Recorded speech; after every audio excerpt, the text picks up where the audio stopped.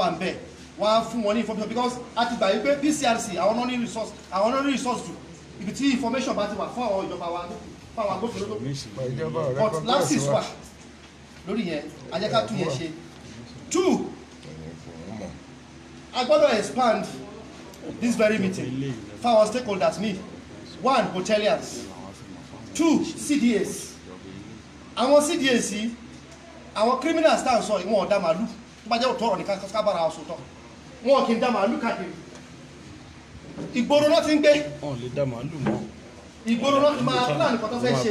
náà ti máa lọ sínú igbó the only thing tó mú wọn lọ sínú igbó ni pé tó bá ti kidnap èèyàn wọ́n ti mọ terrain wọ́n á gbé lọ sínú igbó wọn lọ hide ẹ̀ síbẹ̀ tó bá dẹ̀ ti gbọ́ owó tó ti fẹ́ nìyẹn lẹ́tàbí tó ti pẹ́ nìyẹn owó tó bá ti gbà yẹn inú ìgboro náà padà sí hòtẹ́ẹ̀lì ló máa wà ibẹ̀ náà ti máa mú bíẹ̀ ibẹ̀ náà ti máa mú obìnrin tó ti máa bá sùn tó ti máa ṣe gbogbo ẹ̀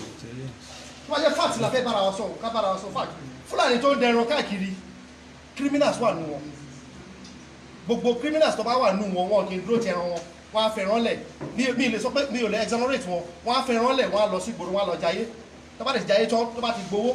wọn á lọ sí ọjà wọn á lọ ra màálù wọn á kó wá sínú màálù wọn sínú agbo wọn á dẹ̀ máa sin màálù wọn lè ẹ́fà mọ̀ wípé wọ́n ń ṣe crime ní tó bá mú crime wá sí ẹ̀gbẹ́ Fúlàní nínú igbó àjẹ́ wípé wọ́n ti kidnap èèyàn wọ́n ti hide síbẹ̀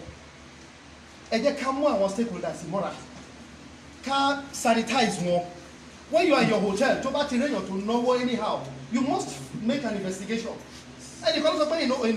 foreign countries àwọn arúgbó wọ́n ní information tó máa gba àwọn ọlọ́pàá tó máa ti bá we should do the same here tá a bá réyàn kan tó náwó anyhow we need to investigate him báwo ló ṣe rówó ẹ ẹni tó bá ti lówó dáadáa kò lè máa ná ẹni yàmùyàmù bọ̀ nípa pé ká lè gèrè ká lè ta ọtí ká lè ṣe nǹkan àrí fẹ́ sọ̀rọ̀ kẹ́ni yẹn lè máa wà bẹ́ẹ̀ landlord tó bá ti di pé tenant ẹ̀ lójoojúmọ́ tó bá ti jáde tó bá ti mú owó wá bàbá mo ti rẹran ẹgbà ẹ fi ṣe bẹ̀ kò ní fẹ́ béèrè rí pé báwo ni Fúlàní ṣe wá láti Maiduguri láti fi kan tí Sẹ́ríkì onímọ̀ tí wàhálà bá wá dé tó bá wá mu ló ṣe máa pe Sẹ́ríkì pé kí Sẹ́ríkì lọ sí polisi ìjọba lọ bẹ́ẹ̀lẹ̀ àwọn Sẹ́ríkì wà àwọn Sẹ́ríkì kọ̀ọ̀kan náà wà because fact finding ni tó yẹ pé they are aid and abetting lórí àwọn criminals but ẹ jẹ́ ká expand this very meeting pẹ̀lú àwọn critical stakeholders tó kù láti lè ní àjọṣepọ̀ tó dánmọ́rán láàrin wa CDAs hoteliers gbogbo social areas sábà ti mọ̀ wípé ọkọ̀ wà this same ọba náà kò ṣe tílẹ̀ ní criminal kan lọ kọ́lé sí tó wà there for the past 15 years tó ti ń lọ tó ti ń bọ̀ tó dẹ̀ ti ṣe nǹkan àgbàtọwọ́ tẹ̀ then àwọn ọlọ́pàá wa náà tàbí àwọn judges wa ẹ jẹ́ ká sọ fact colleague mi sọ̀rọ̀ lẹ́kọ̀ọ́ wọ́n á mú criminal wọ́n á mú lọ sọ́dọ̀ ọlọ́pàá á gbìyànjú á gbé lọ court tó bá ti dé court tàbí olókọ́ wà bẹ̀ tàbí Sẹ́ríkì kan tàbí ẹnì kankan á lọ á dúró ṣé wọ́n mú ni ṣé wọ́n bá ń bẹ̀ ni ṣé wọ́n bówó lọ́wọ́ ẹ̀ ni tó bá ti lówó lọ́wọ́ wọ́n á withdraw owó nínú account ẹ̀ wọ́n á ṣe gbogbo nǹkan tó yẹ kó ṣe wọ́n á fi sílẹ̀ á tún padà the next thing ni pé ẹni tó wà náà àwọn tó wọ́n mú target ni wọ́n pa Alhaji Oro was one of our member ní ẹ ti Ala is not even member candidate ó fẹ́ contest ní January 2020 wọ́n kidnap ẹ̀ wọ́n dẹ̀ gbé lọ sínú igbó Ìbùwà wọ́n gbé lọ sínú igbó Ìbùwà wọ́n ní ṣọ́lá òmù ẹ̀sìn wọ́n má wa àníkò wá béèlì wa olóòní béèlì wa pé criminal ni wá wọ́n ti mú wa wọ́n ti gbé wa lọ àti lọ́dún 4 years àti padà wà lẹ́nìí ìwọ náà ti wọ́wọ́ wa báyìí ó fẹ́ contest àwọn kan náà tún wà náà tó pè wọ́n wípé máa yẹ má jẹ́ kó jáde tó bá jáde òun ló máa win election ní ẹtí àwọn wọ́n dẹ̀ yìnbọn fún orí ẹ̀ lẹ́yìn ìgbà náà 4 million òun àti treasurer ti ní ẹtí àlà Fúlàní yẹn wà níwò yẹn òun náà jẹ́ mú papọ̀ ìyẹn ti rí lókè padà sí Sókótó sí ojú kó ẹrù ẹ̀ kúrò nígbà so these are àwọn nǹkan yìí tá a bá jókòó ní òbí tá a bá ti lọ ṣe very good relationship tá a ti jọ ní ìràpọ̀ àásọ ìdíbòsọ tí mo sọ fún ìgbésọ lánàá tá a bá gbé àwọn tí mo sọ yìí wọ́n á sọ fún yes I call them because I love this country and I love Southwest I love being in Abeokuta I was the son of the son whatever the government sọ possibility mo sọ I told the Jigawa state governor and the Kebbi state governor I am not going anywhere. If you come, help us talk to your colleagues that they should call us so that they will hear our own voice. Yes, kini kan saiba bi rejo tori Ọlọ́run. Fúlàní mo fẹ́ ká mọ̀ kini kan. Few nínú wa locally. Lórí ọ̀rọ̀ information tá sọ yìí ká máa lọ sórí radio ká máa sọ̀rọ̀. Wọ́n àwọn èèyàn wa wọ́n ní access ìbẹ̀rù wà. Ẹlòmíì tó bá dẹ̀ lè sọ̀rọ̀ tó bá lè lọ sórí radio we are very few. ìdẹ́sẹ̀ gbogbo event la máa ń sáré bẹ́ẹ̀ wípé ká lọ sọ́ lórí rédíò ìtẹ́sọ́ pé wọ́n mú àwọn èèyàn kan ní Ọ̀ṣun state wọ́n mú ìbra méjì wọ́n mú Yorùbá mọ́ wọn àwọn èèyàn kan wà bẹ́ẹ̀ pẹ̀lú pé ká lọ sọ́ lórí rédíò mo ní no for the peace of the country please ẹ jẹ́ kí àwọn agbófinró kan ṣe iṣẹ́ wọn ǹjẹ́ wàá mọ̀ ní wípé kárí ilé pẹ̀lú àwọn community leaders wa ká máa sọ fún pé we are peace loving people registration is good ìyẹn tí a là wọ́n gbìyànjú lórí títí wọn láti ṣe registration wọ́n ṣe so I think kí n má fọ̀rọ̀ àtọ́rí àwọn èèyàn kan fẹ́ sọ̀rọ̀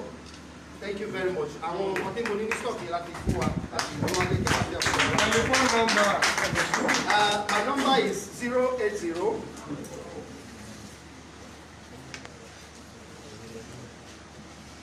37 11 92 34 37 080 37 11 92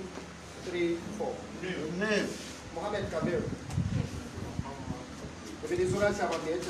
Southwest àbí sẹ́ríkì Fúlàní ní Abẹ́òkúta. Ẹ ṣé lọ́pọ̀lọpọ̀ adúpẹ́ baálẹ̀ ókè tí àwọn ọmọ sọ. ECRC service donation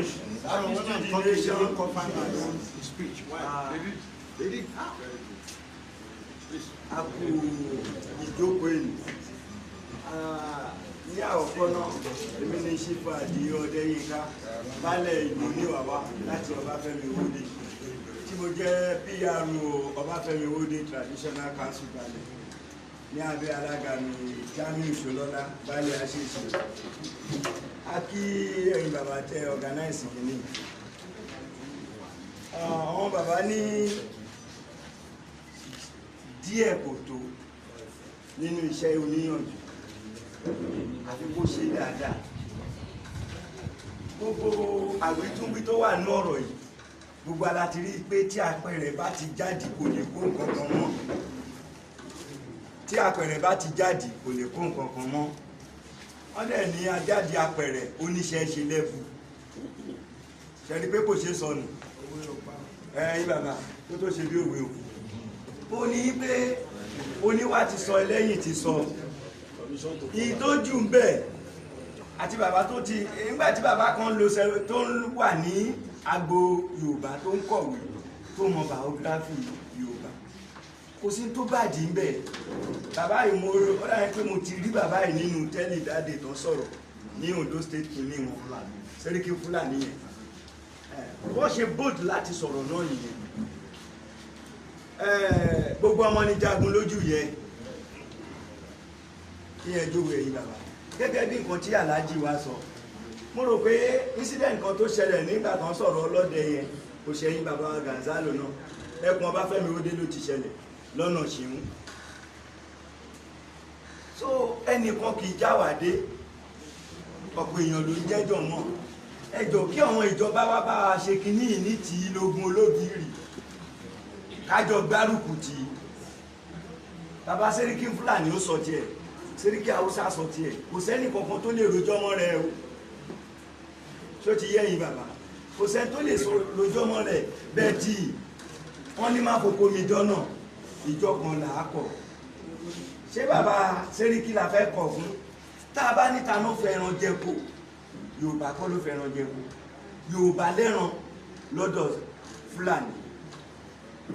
tí Yorùbá yẹn bá wá lẹ́ràn lọ́dọ̀ Fúlàní ṣé bí Fúlàní mọ Yorùbá yẹn tó kẹ́ràn fún tó gbà sí gẹ́gẹ́ bí Alhaji wa ṣe sọ wọ́n sọ tí wọ́n neutralize ẹ̀ nísìnyí gbogbo ìkíní ìbò ṣe ẹwò tí wọ́n bá da ẹran láti agbègbè yẹn ní gbárinmọ́lẹ̀ láti ọ̀nà dé òlù náà ti máa da ẹran cross síléwòrò wọ́n máa da ẹran yẹn wọ́n máa dà wá jáde sí dé waterman which is tó bá dé dé waterman yẹn nǹkan kan ṣẹlẹ̀ tí mo come across ẹnìkan ọlọ́bẹ̀ ní máa ń gbà lọ jáde síléwòrò tí n bá gbàdé pẹ̀lú gbọ́nà yóò ṣe dá mo wá pàdé mo ní ìwọ wá yìí nísìnyí bí ìwọ ṣe ń ṣe yìí nísìnyí ṣé wọ́n ṣe ẹni tó kó ẹran fún ẹ ẹran yẹn tó bí 100 o ẹni tó kó ẹran fún ẹ ṣó sọ fún ẹ wípé kó o ya ibẹ̀ yẹn akóyanganyangàn báyàn nìyẹn sáà ní abẹ́ màálù yẹn gẹ́gẹ́ bí àwọn bàbá wa ṣe sọ yìí ẹrù tó wà lábẹ́